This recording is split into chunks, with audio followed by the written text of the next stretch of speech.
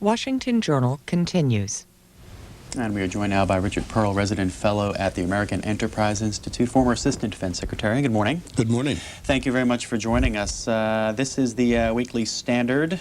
Wanted Osama bin Laden and Saddam Hussein. And inside the most recent edition of the Weekly Standard is an open letter to the president that you took part in, and you wrote to endorse your admirable commitment to lead the world to victory in the war against terrorism. And you laid out a number of points here that need to be addressed. In your judgment, the steps outlined constitute the minimum necessary if this war is to be fought effectively. You begin with Osama bin Laden. Tell us what you think should be done right now. Well, the main point about Osama bin Laden is that he has to be separated from the support that the sanctuary that he has in Afghanistan. Without it, he would be ineffective. The best way to deal with Osama bin Laden would be to find him and kill him, of course. That may not be possible, but if he becomes a fugitive, forced to live in caves, which he is not now, if he is on the run, he will be far less effective than, sadly, he has proven to be so far. Now, you go on to broaden this campaign to talk about several other areas of interest. Iraq, you talk about. Tell us what you would like to see done there. Well, clearly, Saddam Hussein has been supporting international terror. He was behind a plot to assassinate a former president of the United States. His intelligence apparatus is working with terror networks around the world. As long as he is in power, terrorists will have a place to hide, and they will have the support that he provides them. We have to be rid of Saddam Hussein once and for all. That regime must go, and that's what we argue in our letter. How do you do it? Well, there are a variety of ways. Like all dictators who rule as Saddam does, by fear and intimidation. He's made a great many enemies within his own country. There are a great many Iraqis who are willing to risk their lives to remove him from power. They deserve our support. The Congress has even voted funds for that purpose, but the last administration, and until now even this one, have been reluctant to make the commitment to the opposition to Saddam Hussein. I hope that will now change. There's no reason to delay further in getting behind the opposition. And I believe they can be effective, especially if we are prepared to support them with training, with equipment, and ultimately perhaps with precision bombing strikes that would support their activities on the ground. We will put the phone numbers on the bottom of the screen for Richard Perle of the American Enterprise Institute. We'll take calls in just a couple minutes. Phone lines split regionally around the U.S. and an international line. Of course, we just spent a full hour with Dr. Goldring at the University of Maryland, who explained that she pretty much mirrors the approach that Colin Powell would like to take. Diplomacy first. She talks about the U.S. using what she called its great economic and political tools and not military action. What's your response to that? Well, of course we should be using political and economic tools. I don't know why anyone would rule out military action. We're dealing with people who have declared war in the most brutal way by attacking civilians. To exclude the use of our military capability, to destroy the bases from which they operate, to render them ineffective, seems to me totally unnecessary. And I don't believe that is Colin Powell's view, by the way. I've not heard the Secretary of State rule out the use of force. On the contrary, I believe our diplomacy is an essential element in the preparation for the effective use of force. Back to your open letter to the president, you talk about Hezbollah and the need to reapproach that organizations like that. Tell us more. Well, Hezbollah is particularly important in all of this because it is Hezbollah and Hamas together that have created the culture of suicide bombing. They have been the ones who have elevated suicide bombing to a glorious martyrdom. By the way, with help from Saddam Hussein, who sends money to the families of suicide bombers. They have elevated suicide bombing to the point where there is now an inexhaustible supply of suicide bombers. All of our systems of security are built on the assumption that people out to attack us do not themselves wish to die. So we have to go after the terrorist organizations that are creating and sustaining this culture. They are at the very core of the challenge that faces us. We'll get to calls just a second for Richard Perle. USA Today, Pat Buchanan wrote on Thursday, "Whose war is this?" Photo of Richard Perle there and Colin Powell. "Course of war will depend on which group of advisors wins Bush's ear." What'd you make of what Mr. Buchanan had to say? Well, like everything Pat Buchanan has said for years, it's wrong, of course. The differences in attitude toward how we go about this are questions of tactics, questions of strategy, but there are no fundamental differences in this government. And I have unlimited confidence in this regard in the President of the United States. He seems to me to have a very clear grasp of what is necessary. It was all laid out rather eloquently in his speech to the joint session of Congress. He is going to go after countries that support terrorism, countries that harbor terrorists, and the terrorists themselves. That's the policy. I don't think there's a debate about that. And you're actively advising the President as part of a group right now? No, I advise from time to time the Secretary of Defense and others who have time to listen. Let's go to New Orleans for Richard Perle. Good morning. Good morning. Go right ahead.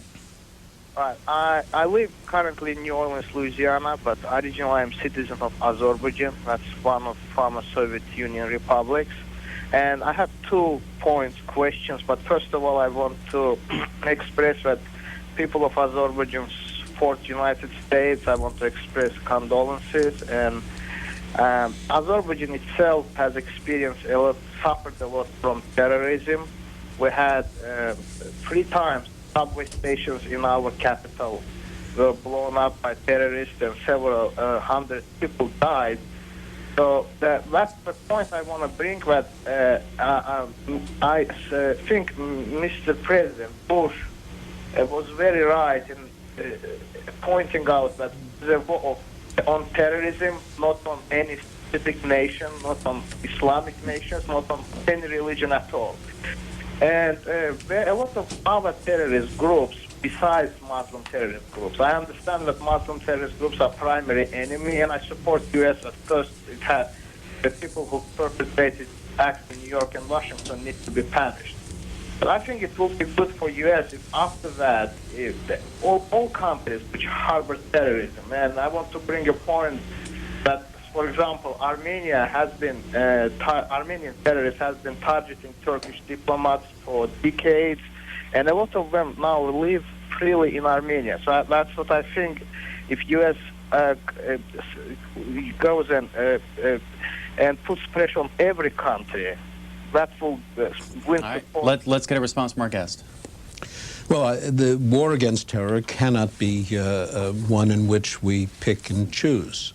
There will, from time to time, be local terrorist organizations, and it is beyond our capacity to deal individually and effectively with every one of them. What is necessary is to change the climate in which states support terror, and terror is regarded as an instrument of policy. And that can be accomplished, in my view, if we are successful in eradicating the principal groups that are engaged in terror and in raising the costs to the states that support terrorism to the point where they simply decide it is no longer worth it. You mentioned military action in Afghanistan, perhaps Iraq. Any other parts of the world as part of this campaign? Well, we know the countries that have been involved in terrorism. Iran is involved, Syria is involved. There are parts of Lebanon, principally under Syrian control, that are bases for terror. Sudan has been involved in terror, Yemen, Somalia, North Korea. I don't think that it is going to be necessary to deal with each and every one of them as long as we are effective and decisive in dealing with one or two. For example, if Saddam Hussein is destroyed as a result of his support of terror, that will send a message that will not be ignored by the Syrian president, that will not be ignored by the leadership in Iran. Up until now, there has been no cost attached to supporting terrorist organizations. When we responded at all, and frequently the responses were feeble, pathetic, but when we responded at all, it was against the terrorists themselves, and the countries that supported them pretty much got off scot-free.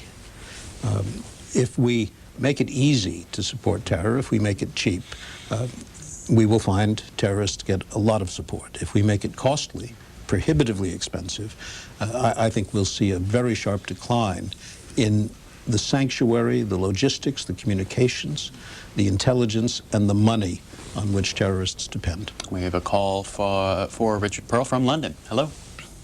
Yeah, hi. I'm an Indian citizen calling from London. I was just listening to your program. Thanks for the program. Just a question.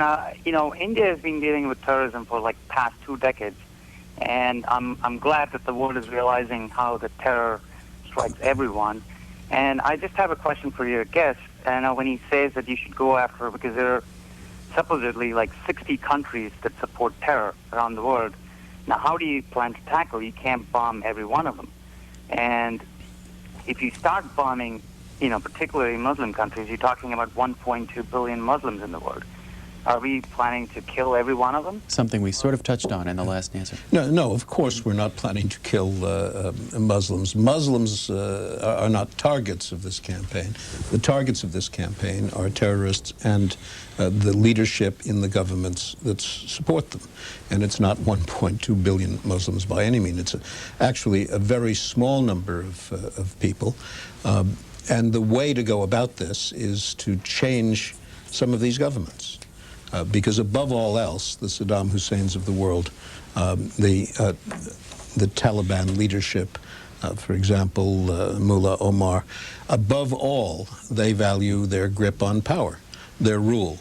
And when that rule is challenged, they will have to consider whether it was wise for them to support terrorism in the first place. I get a lot of calls on this program with different opinions as to why this happened or why this happens. Religious, political, economic, cultural. What do you think? What's your make of it? Well, there are a great many motives involved, from the motives of the individual suicide bomber who's prepared to surrender his life in order to inflict injury, to the calculating actions of the governments that support them.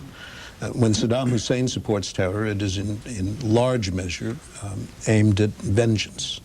It's simply destroying Americans because we defeated his ambitions when he invaded Kuwait and stand in the way of the hegemony in the region that he desires.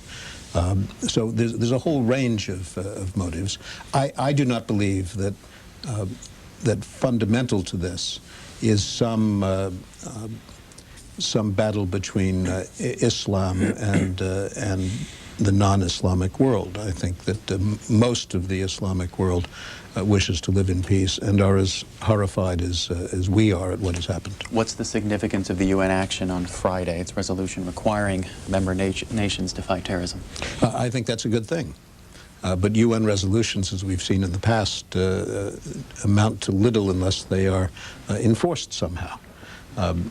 No one is obligated to respond to a UN resolution. And Iraq is a member of the UN. Are they going to respond to this? I rather doubt it. So it's very well as far as it goes, but it's only the beginning. Longview, Texas, for Richard Perle. Good morning. Hello. Hello. Hi. How you doing, Richard Perle? Very well, thanks. Yeah, I have a quick comment for you. I feel that the people of Iraq and Afghanistan have been misled and somewhat deceived about the USA. In some respects, I feel that they've been brainwashed and deceived and misled about our country of peace, truth, liberty, and, justice. What a better cause and virtue. Sure, we don't want to see innocent people die abroad in the Middle East, but having said that, though, that's a tragedy in itself, or if I may say, conflict. When you can't reason with radical people or proponents of terrorism, it's the only alternative, I feel, unfortunately. And I'd just like to get your brief comment on that. Thank you. Well, our problem, of course, is not with the people of Iraq, or for that matter, the people of Afghanistan. It is with a leadership that imposes its will on those people and uses the same techniques of brutality and terror that in their external manifestation lead to things like attacks on the World Trade Center. Our problem is with a small number of people who, for their own reasons, support terrorism, recruit terrorists, provide the money, the intelligence, the communications, the logistics, the tradecraft, and all of the other things that make it possible for some seriously misled, brainwashed young men to destroy themselves in order to destroy others. That has to be the focus of our attention. While we have you here, Richard Perle, get your thought on some of the headlines we've been reading here in Washington. In the Post here, bin Laden's location sketchy. Apparently, U.S. getting conflicting intelligence reports. Some suggest he may have slipped out into Somalia, Chechnya, or Pakistan. Others think he is still in Afghanistan. Intelligence problems there. Sure, it's very difficult to find an individual, but it isn't essential to find an individual, in my view. If Osama bin Laden, in order to save his own skin, and he's not committing suicide, by the way. The leadership of these movements and the state sponsors are not suicidal themselves. They're quite prepared to induce others to commit suicide. But if Osama bin Laden, in order to save his own skin, is forced to hide in a cave somewhere in Afghanistan or elsewhere, we will have achieved a major victory. Because up until now, he hasn't been hiding in caves. He's been sitting in offices plotting the destruction of innocent civilians. His ability to do that will be radically reduced if he's on the run, if he's a hunted man.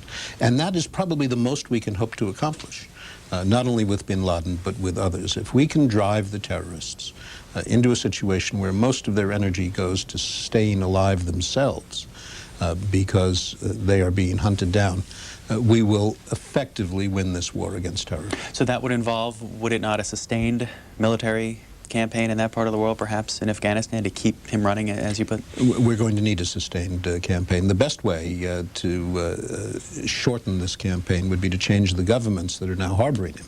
If you had a government in Afghanistan that was opposed to terror, they would make life very difficult for bin Laden.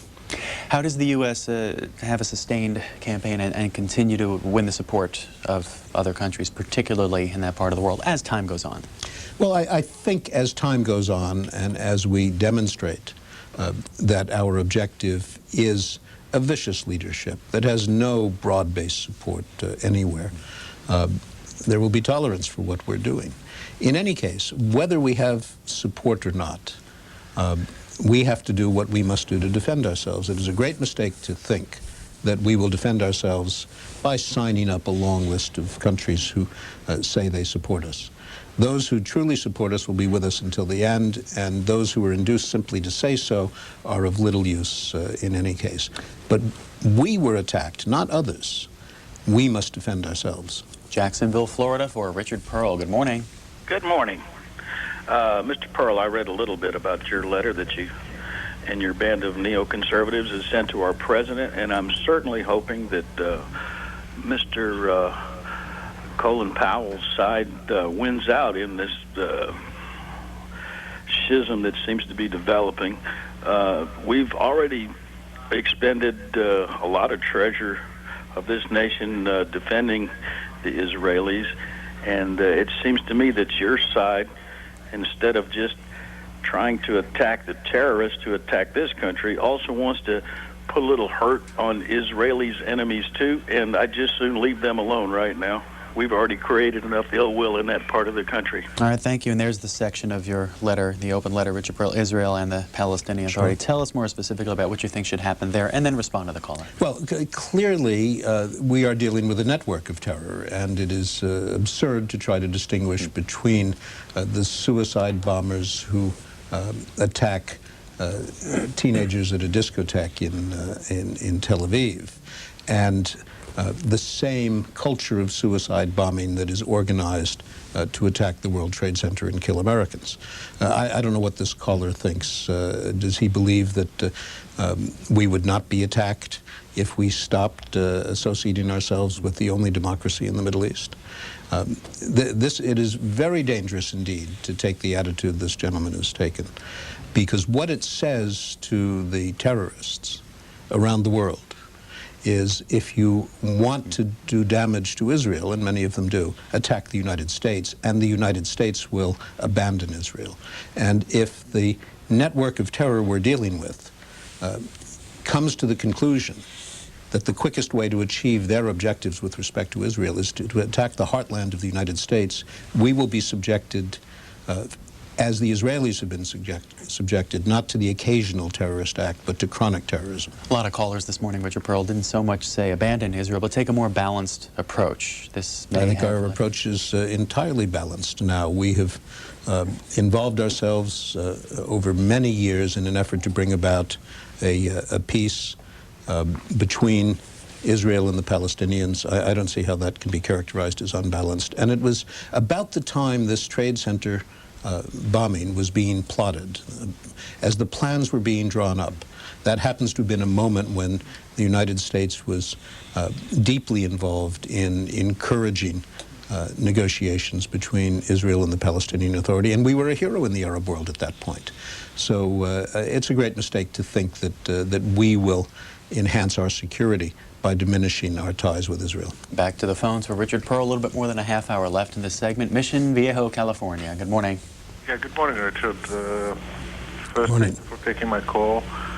I just want to say one thing, that if you look at the superpowers throughout the history, definitely this country has done a lot more good to the world than did harm.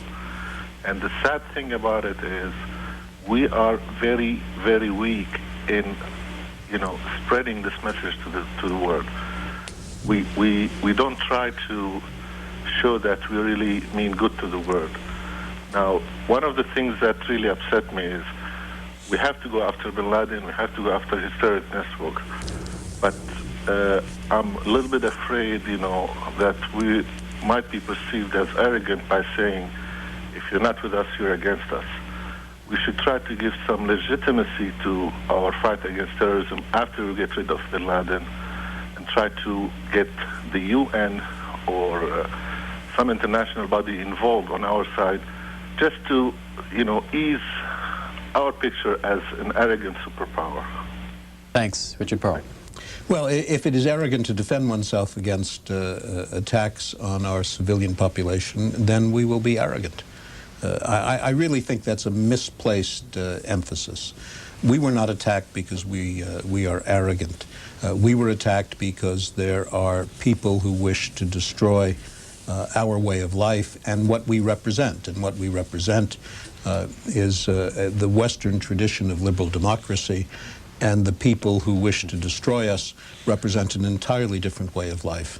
Arrogant, unarrogant, it doesn't matter. What matters is that we are successful and effective. What matters is that when we are attacked, we respond. And when we are attacked massively, we respond massively. As we talk about the UN here, a couple of times we'll point out that tomorrow on C-SPAN 9:45, we will show you a UN General Assembly meeting on terrorism. New York's Mayor Rudy Giuliani will speak, as well as Secretary General Kofi Annan and the U.S. Ambassador John Negroponte. That will be preceded by this program, the Washington Journal, where we will talk with Admiral Stansfield Turner, former CIA director, as well as Laura Murphy of the ACLU. Caller from Spain this morning. Hello. Yes, this is Ed Macher calling from Menorca. Mm-hmm. President Bush is willing to shoot down a hijacked airliner to sacrifice some lives to save a few, save more.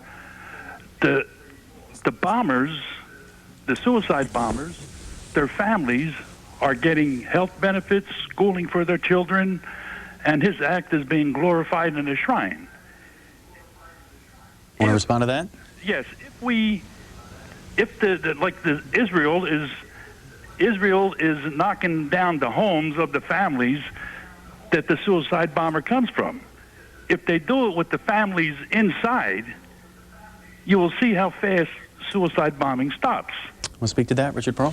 Well, I think we should be dealing with the culture of suicide bombing and its location, which we all know is in the West Bank and Gaza.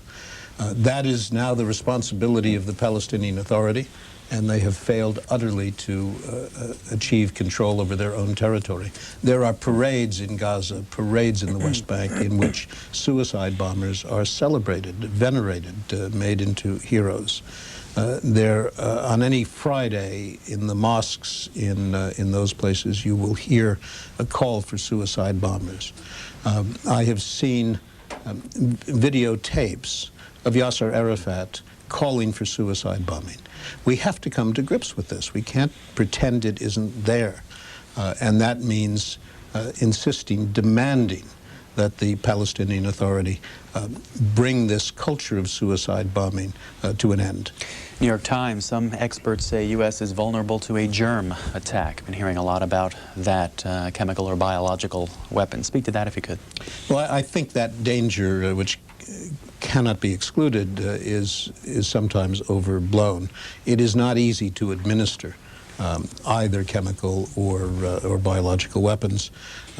We have some, not perfect, but some defenses in place against them. The materials are not easy to come by.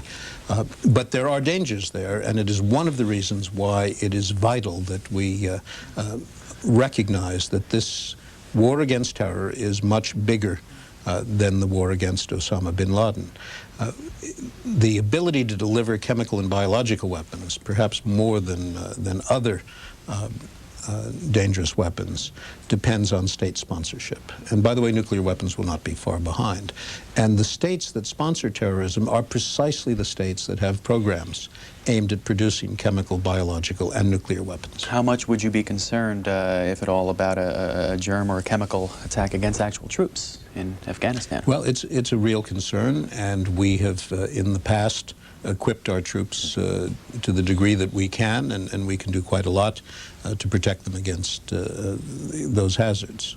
We've had programs in place for a long time to do that, but nobody can say that it is without risk. Fort Lauderdale, Florida, for Richard Perle. Good morning. Yes, good morning, Mr. Perle. Good morning. I have one comment and one is a small question. The terrorism is not the only way of Islamic way of life. If you look in Ireland, it's still today. You look in South India, the Tamils blowing up the Sri Lankans every day. In Punjab, Sikhs are, this is the political motivation, okay? Look at your former Prime Minister of Israel, Menachem Begin. He blew up the King David Hotel and killed so many Britishers and so many Arabs and all. This has nothing to do with the way of Islam. This is all, political. If they want to gain some sanctuary or country or recognition, they do it. My question is, those countries who do not abide the United Nations resolutions, whether the United Nations or America put the sanction on them, embargo on them, or attack or take those countries, put their own leaders. Why, since 1967, Israel enjoying, denying any resolutions, not following any resolutions, and instead of United Nations or American government sanction on them, they're giving more arms, $3 billion every year. Is there any double policy here? I mean, if some leaders come up and say, hey, what's going on? Why you attack one country? Because, oh, yeah, you're not following United Nations. United Nations says, follow this. Why is this 242 never, applied in Israel? Thank you, Richard Perle. Well, the Israelis have long ago accepted UN resolutions 242 and 338, so the premise of the question is just simply wrong. The caller doesn't know what he's talking about. But the idea that one should equate Israel's political stance and its diplomatic posture in complicated negotiations with states supporting terrorism is absurd in my view. I don't know anyone who has accused Israel of engaging in acts of terror or supporting acts of terror. Santa Ana, California. Yes, good morning, C-SPAN. Morning. Thank you for... I just want to say that even though I didn't vote for George W. Bush, but I really support what he's doing right now. He's doing a good job. I think we need to stand behind the president. It's pretty sad to see that the country is just kind of tripping apart with a whole bunch of people protesting, against terrorism and all that. And one last comment is that we have to, strengthen our border. We have like a, liberal immigration law, people coming over here with visa, students, and you never know what kind of people are getting over here. The next wave would probably be the Chinese. They're coming over here and they're gonna, bomb embassies and etc. Because we gotta control who's we letting in here. It's crazy. Thanks. Immigration concerns there. Yeah, let me just say first that one of the glories of our democratic system is that if you vote wrong in the first term, you've got a chance to correct that the second time around. So think about that at the next presidential election. With respect to immigration, this country is the remarkable country it is, beacon to the world because we have been an open society, because we are free at home, and we have made our country available to millions of people who wish to come here. They are a great source of our strength, and it would be a tragedy if we were to close our borders.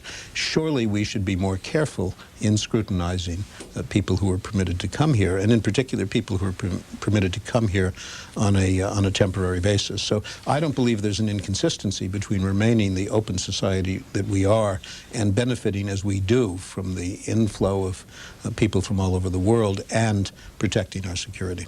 Lead editorial in the Washington Post today touches on the protests from here in Washington and writes, the protesters' arguments deserve to be taken seriously. Many of us would wish that the pacifists were right, that this problem could be solved without more killing, and such wishfulness is likely to translate into more skepticism about a war on terrorism as the war gets tougher. The case for force they are making here. All of the cautions cannot be allowed to obscure the ultimate goal. Defense Secretary Rumsfeld said that victory in this struggle will come when Americans are no longer fearful.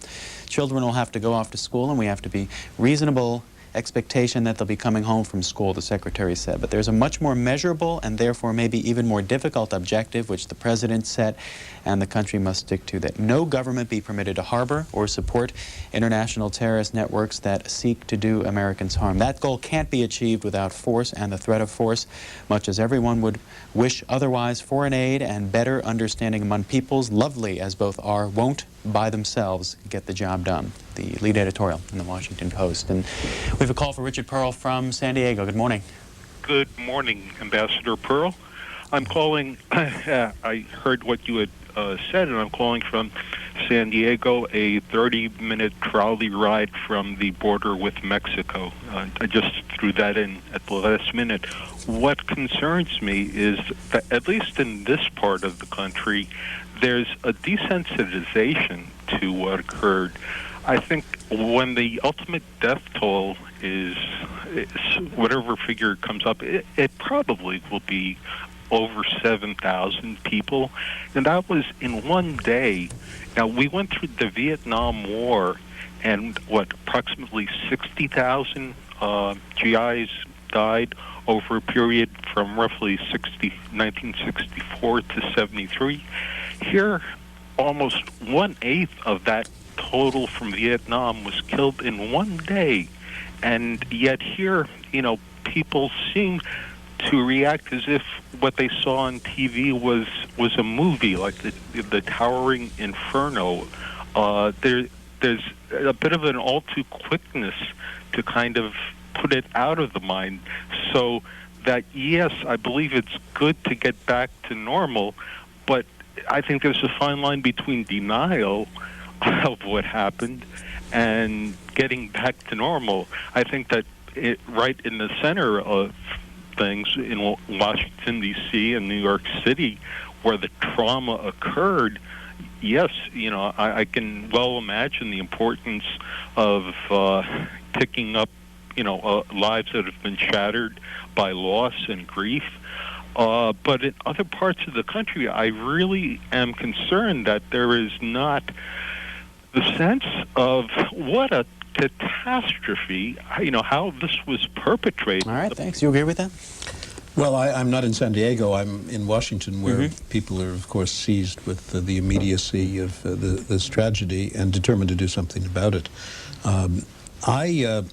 I think it's understandable that the shock of an event of this size would take some time fully to penetrate, particularly people who are living at a distance, particularly where the sun shines every day. But I think the reality has been brought home to the American people, and that's reflected in the very strong support that the President has received for a robust policy, the policy he enunciated in his speech to the joint session. There's been a lot of question about how long that support may or may not last, the high numbers. Does that matter, public opinion, the polls? I think presidents have a responsibility to act in the best interests of the country, even when they don't have support. When they have support, it's that much easier. I think this time the wellspring of support is deep, it's broad, and it will be sustained. We have to do the right things, and we have to be seen to be winning the war on terrorism. If it looks as though we're failing, if it looks as though our response is inadequate, then I think we will lose support rapidly. But the American people have said to the president, we want to live with a sense of security. We don't want to feel threatened in our daily lives. Help us achieve that security. And as we see governments fall that have been supporting terrorism, as we see terrorists apprehended, the American people will, I think, redouble their support rather than drain it away. Damascus, Maryland, for Richard Perle. Good morning. Yes, good morning, Mr. Perle. How are you, sir? Good morning. Good. Firstly, thanks to C-SPAN for providing this forum. Mr. Perle, thinking in a more long-term venue, this terrorism situation, mindset that we're adopting right now is going to be more of a perpetual kind of a thing. There's not going to be I don't believe, a VT day, so to speak. Thinking long-term, do you see this foundation of terrorism, for want of a better phrase, as providing a possibility for a more homogeneous look to governments, generally speaking, long-term? There will always be, of course, religious differences. However, this common ground that has now been provided by terrorism, do you see any positive coming out of that? Thank you very much. And have a good day. Thanks. I'm not sure I fully understand the question. I think in the longer term, the democratization of the world is the ultimate defense against terrorism. Democracies do not support terrorism, and well-ordered democratic governments will unite in their efforts to defeat terrorism. And when terrorists have no place to hide, when they have no sanctuary, that will constitute the victory over terrorism. As long as there are places where terrorists can get up in the morning, go to their offices, plot the destruction of civilians, and go home at night and sleep comfortably in their beds, we are going to be threatened by terrorism. When that is no longer possible, because the governments of the world refuse to tolerate terrorism, and those that don't have been changed, then we will achieve a victory. What do you make about those who may still be in this country and how the government's been responding to that? Well, I think any terrorist presence in this country, if we are able to find them, we will. If we can't find them, the next best thing is to cut them off from the network that provides them with the things they need to carry out acts of terror, with planning, intelligence, coordination, and all the rest. It's why I keep coming back to the emphasis on going after the infrastructure that supports terrorism. If you have a factory that's turning out terrorists, you can go look for the terrorists, or you can destroy the factory. And we will be far more efficient and effective if we destroy the factory. Down to our last 15 minutes left with our guest, Richard Perle. We have a call from Windsor, Canada. Go ahead, Windsor. Yes, I got a question for Mr. Perle here. It's really amusing. How could the U.S. government decide and declare war against bin Laden when this thing just happened, like a day after the incident happened? And same with the Oklahoma bombing. They declare war against the militia right a day after the incident. How could we have so much evidence and so quick? Another thing... Can you answer that one first? Well, I think the answer is pretty simple. We have known for a long time that bin Laden is supporting terrorism. We didn't do anything about it. Or we certainly didn't do enough about it. We tolerated it. And instead of taking action in response to past acts of terror that we can associate with bin Laden, we allowed him to continue. It was a terrible mistake. And he was emboldened by the failure of our response. This surely is not a time for recrimination about who dropped the ball, but that the ball was dropped, I don't think there's any question. We simply tolerated a level of terrorist activity emanating from bin Laden and others that we should never have tolerated. Another point, caller? I got another question for Mr. Go ahead. Go ahead. Another one is the U.S. It's really the one. It's trying to dictate and control the whole world. I mean, with the United Nations approval, we're trying to really sanction countries and destroy countries. And we right here in this country, we really, in the United States, we have a terrorist group camps that we really are training these terrorist groups right here in this country to go to terrorize other countries and other nations. And another problem... I don't know what you're talking about. Do you know what you're talking about? Pardon me? I said, I don't know what you're talking about. We have terrorist camps in the United States that training terrorism from around the countries to go and terrorize countries I was unaware of that. Do you have the locations? Another Maybe caller. We can do something about it. Another caller had mentioned that same point and talked about the School of the Americas. I don't know what you're talking about. I think it's complete nonsense. Okay, let's move on to Chicago. Hello. Yes, it's Robert. I have a comment and then a question. I've just listened to your previous caller. And Mr. Perlman, it's easy for you to get up there, and when somebody tells you about the evidence that, well, the U.S. have trained terrorists and sponsored groups like bin Laden for years, Saddam Hussein, to fight against their own people, and then when it comes back and it haunts them, they declare, well, they shouldn't have did that. It's the same point about who's the biggest creator of terrorism on the history of this planet, and it's the U.S. government. One comment. Look, I came here to talk about these issues, not to listen to stupid diatribes. Hello? Let me put it in right quick. If you talk about major terrorists, the United States government has terrorized, it's the biggest terrorist from the Native Americans to the Afro-Americans, and you can't sit up there and say, well, everything that a caller come in about is nonsense. Because well, I can say that what you're saying is nonsense because it is, and you should be grateful you live in a country where you can go on like that, free of any retribution. Back to your open letter to the President, Richard Perle. You talk about the U.S. defense budget, and a large increase in defense spending is going to be required from this point forward. Talk to us more. Well, we have for some time now faced the challenge of rebuilding the American defense establishment after the Cold War, because by and large, the legacy military establishment that we have today was built for the Cold War with an emphasis on confronting the Soviet Union in the center of Europe. It's a heavy force. It's a rather large force. It is not designed to deal with the new threats we face, threats like terrorism and the need to marshal forces for anti-terrorist activity. That is going to mean a significant investment in new technologies and in new ways of prosecuting military conflict. It's going to be expensive to do that, and now I believe, after the events of September 11, there will be a new readiness to recognize the need for that investment if we are going to have an adequate defense in the kinds of conflicts that represent the future, as opposed to the capabilities we have today that are largely reflective of our past needs. I was going to ask where missile defense fits into all that.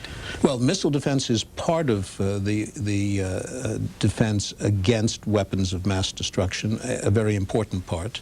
The same countries that sponsor terrorism, Iraq and Iran, for example, North Korea, are busy building nuclear weapons. They're busy building ballistic missiles or trying to acquire them elsewhere. And one of these days they will succeed. It's inevitable. If we do not have a defense in place when they do succeed, we will be exposed to very grave danger. So we need to make a start on missile defense. San Diego, California. Hello. Hi. Just wanted to kind of touch on the dialogue that I've been hearing about how we're not really... What's America's accountability in this? That's kind of what I wonder. I mean, if what do you mean accountability? Accountability as far as it's all about the dollar to me. I mean, if that may be argued yes or no, but it's all about the dollar. And it seems to me that the attacks on America are almost a casualty of capitalism, because we have been going around the world. I'm not an expert, so I can't actually add any specifics, but we've been exacting our influence for the best for America, which I'm glad we've been doing. But thanks. All about the dollar, Richard. No, Perle. it's not all about the dollar. Of course it isn't all about the dollar. The people who planned the destruction of innocent civilians in the World Trade Center and in the Department of Defense, we're not thinking about dollars. They were not victims of the United States in any sense. The United States in this century has been the single greatest source of benefit for the rest of the world that history has ever seen. The growth and development of the American economy, American generosity internationally, the benefits that the whole world receives from our effectiveness as a society, our values, our culture, the democratization of much of the world under American influence. I don't see how anyone can hold the United States culpable. And I still less understand how anyone could argue that we bear any responsibility for this act against us. Pueblo, Colorado. Yes, I have a question and a comment. Caller, hit the mute button on your set if you could. Hello? Can you hit the mute button on your remote? Yes. I have a question and comment. Go ahead. I agree 100% with Mr. Perle's attitude towards cutting off the base of the funding. And I think the cutting off of the funds from Iraq could be accomplished perhaps with the destruction of the infrastructure of his petroleum base, because that's where he gets his money. And I think a second base would be to fund and rearm the Kurds. And that's all I have to say. Any thoughts? Well, there is an Iraqi opposition that is broader than just the Kurds, but certainly includes the Kurds. It includes Kurds in the north and Shia in the south, and even Sunni Muslims in the west. I think there is no doubt that we should be energetically supporting the opposition to Saddam Hussein. They should be regarded as freedom fighters. That's what they are. They want to liberate their country from this tyranny. Remember, Saddam has used poison gas against his own people, Kurdish villages, and thousands died. In fact, I think the numbers are comparable to the number that died in the World Trade Center. We've had the option of supporting the opposition for a long time, but we've had a lot of I think weak-kneed diplomats in town who have thought that was too risky. Well, the whole sense of what's risky has to change now, because we see that we are at risk, and in a very fundamental way. The Iraqi National Congress, which is an umbrella group of the opposition to Saddam Hussein, deserves our support. The Congress has voted to support them, and the administration should get off its behind and permit them to organize themselves to contend with Saddam Hussein, who is one of the world's great sponsors of international terrorism. Go back to Afghanistan and talk to us about the anti-Taliban forces, Northern Alliance, they call them, and how the U.S. should be handling things with that particular group over there. I think our objective should be to destroy the Taliban regime, which has given sanctuary to Osama bin Laden, and permits camps in which terrorists are trained for the sorts of missions that we saw on September 11 are permitted to operate freely. So the Taliban government is beyond the pale in that regard, and it should be destroyed. And if we can gain the support of others in Afghanistan for that, we should surely do that. Marshfield, Missouri, for Richard Perle. Good morning. I only had a comment. I think it's amusing for Perle to sit up there and say bin Laden is hiding in a cave, which he is not. And the first person I saw run and hide in a cave up in Nebraska when the Trade Center was hit was George Bush. And for 24 hours, we never had a president. Well, I mean, that seems to me the kind of ignorant remark that someone wholly unfamiliar with how the resources of this country are used in a crisis would make. The president's first responsibility is to remain in control of our ability to defend ourselves. And the right thing for the president to do was to be in a place from which he could conduct whatever operations were necessary to defend this country. I don't know what the caller thinks he should have done. What do you think about the role of Russia and China in all this? Well, I think the Russians have their own reasons for wanting to deal with terrorism. So do the Chinese, for that matter. The whole world has a reason to deplore and despise terrorism. So I have no doubt that they will do those things that they believe to be in their own interest. The idea, which one sometimes hears, that we should be making concessions to the Russians or the Chinese in order to induce them to do what they would be doing in their own interest, seems to me quite silly. Time for a couple more calls for our guest. Atlanta, thank you for waiting. Good morning. Yeah, hi. A couple of comments. First of all, I think it's very dangerous, again, to separate why these attacks took place without considering, again, United States support of Israel to the detriment of the Palestinians, and also the fact that it is based on dollars. Do you really think that we would have gone in and protected Kuwait if we weren't trying to prevent Saddam Hussein, from controlling 25% of the oil in the world, and thus eliminating our God-given right to have $1 per gallon gasoline? What do you think, Richard Perle? Well, it's a long time since we had $1 per gallon gasoline. We opposed Saddam Hussein because Saddam Hussein invaded another country brutally. Had he been permitted to succeed in that, other countries would have fallen to Saddam Hussein. And we need to learn the lessons of history. The lessons of history are when you allow aggression to take place without opposition, you get more aggression. Newton, New Jersey, our next call. Good morning. Good morning. Yes, I agree with the comment that we should learn lessons of history. The early history with the Taliban was that we supported the Taliban movement partly because we wanted to support UNICAL's effort to build a pipeline through Afghanistan. And in so doing, we essentially we put ourselves in the hands of the devil.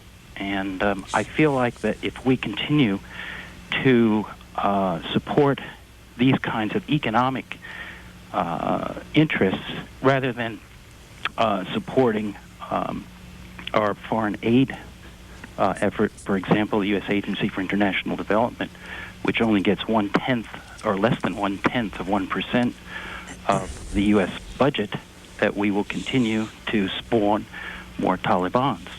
Richard Perle. Well, I think the idea that we are spawning Taliban regimes, maniacal regimes, because we're not giving enough aid is ridiculous. The fact is we are the single largest contributor of humanitarian assistance to the people of Afghanistan. The idea that this country designs its diplomatic and political activities to support the interests of an oil company is one of the great myths that your caller obviously accepts uncritically. We did support the opposition to the Soviet occupation of Afghanistan. We did that in the context of the Cold War, and we were quite right to do that. There was, after the Cold War, after the withdrawal of the Soviet Union, an internal struggle over power, and unfortunately the wrong people came to the top.